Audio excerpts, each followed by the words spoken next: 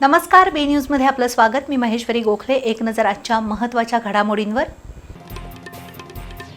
सन 2026-27 या आर्थिक वर्षासाठी कोल्हापूर जिल्ह्याचा 825 कोटी रुपयांचा आर्थिक आराखडा मंजूर।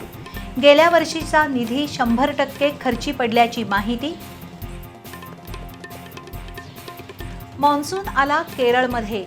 पुढील 5 दिवस महाराष्ट्रात ठिकठिकाणी मान्सून पूर्व अवकाळी पावसाची शक्यता। कोल्हापूर जिल्ह्यात गारपिटीसह पावसाची हजेरी। भुदरगड तालुक्यात वीज पडून युवकाचा मृत्यू तर अन्य 2 जण जखमी। कोल्हापूर महापालिकेच्या प्राथमिक शिक्षण मंडळाचे प्रशासकीय अधिकारी DC कुंभार यांना 25,000 रुपयांची लाच घेताना रंगेहात अटक।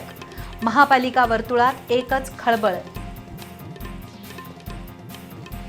तावडे हॉटेल परिसरातील 204 बांधकामधारकांचं म्हणणं महापालिकेनं फेटाळलं।